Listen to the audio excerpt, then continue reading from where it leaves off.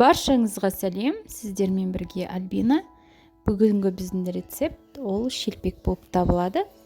Әр өңірдің шелпегі әртүрлі, сол себепті мен шелпектің тағы бір түрімен бөліскім келді. Міндетті түрде қарап көріңіздер.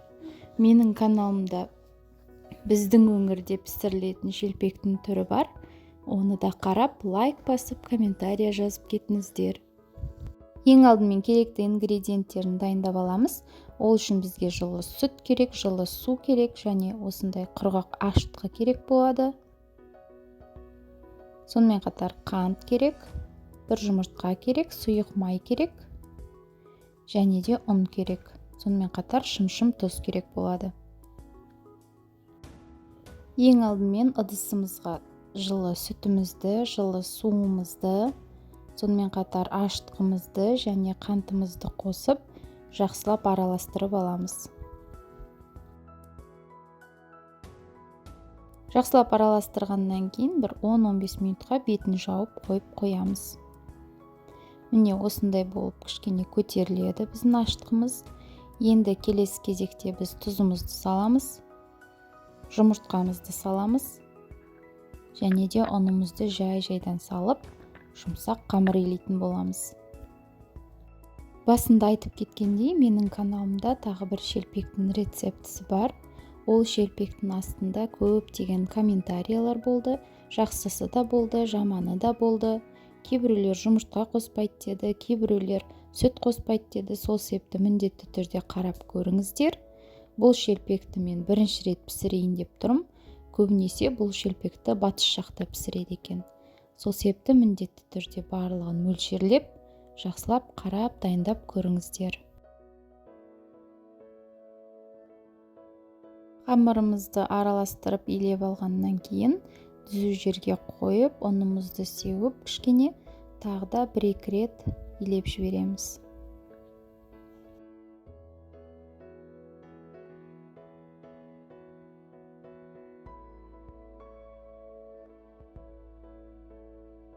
Көтерілгенде тасып кетпейтіндей, осындай кішкене үлкендеу ыдыс алып, қамырымызды салып, үстінен қазір сұйық май құятын боламыз. Сұйық майымызды қосып, қолымызбен жақсылап тағы 1 рет илеп жібереміз және де жылы жерге 1-1,5 сағатқа қойып қоямыз бетін жауып. Менде осылай 2 тіпті 3 есе өсті қамырым. Қолымды майлап алып, сұйық маймен түзу жерге қоямыз. Алдыңғы шелпектің рецептісінде мен қамырды пышақпен кескен болатынмын. Көптеген маған комментарийлер келді. Енді осы жолы қамырды қолыммен бөлейін деп шештім. Менде үлкен-үлкен 4 қамыр шықты. Жақсылап 1 рет иін қандырып, тағы 1 рет осылай қолымыздың көмегімен шар тәрізді етіп, қамырымызды тағы бір 5-10 минутқа қойып қоямыз.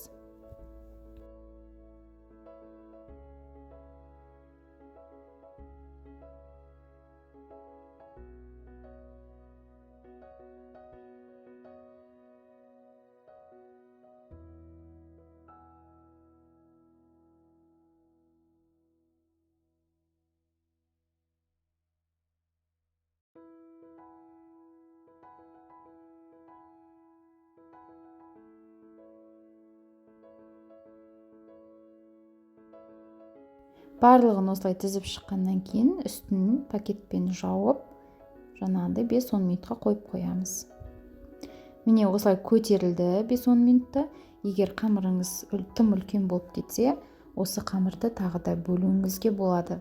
Енді қолымыздың көмегімен, қолымызға сұйық май жағып, осылай қолымыздың көмегімен шелпек етіп, дөңгелектеп, осылай жайып шығамыз. Өз қалауыңыз бойынша оқтаумен жайғыңыз келсе, оқтаумен де жаюға болады.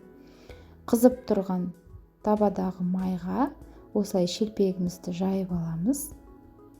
Екінші жағы қызғанша жақсылап тұрып пісіріп аламыз, қызартып. Екінші жағына осылай ауыстырып, тағы екінші жағын қызартып алатын боламыз. Егер бірінші жағы осылай арасы әппақ болып кетсе, тағы да ауыстырып қызарғанша тағы да пісіріп аламыз.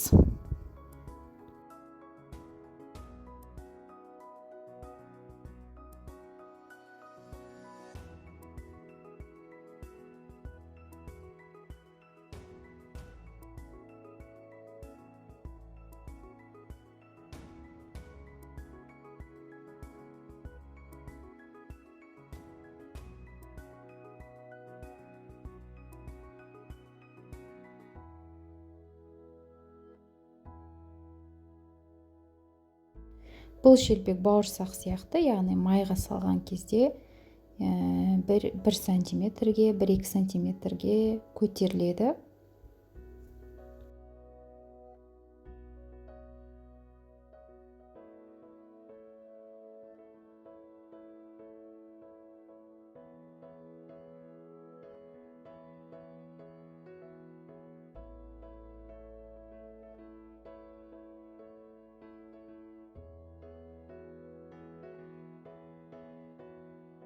Міне біздің шелпектеріміз дайын. Осы астындағы рецепт бойынша менде 5 шелпек шықты. Егер көбірек пісіремін десеңіздер, онда рецепті 2 есе қосасыздар. Осында өте жұмсақ болып шықты. Мүлдем қатпады. Егер жаңағында піскеннен кейін суытасыздар, суығаннан кейін пакеттіктің ішіне салып қоюға болады. Сол кезде жұмсақ болып тұрады.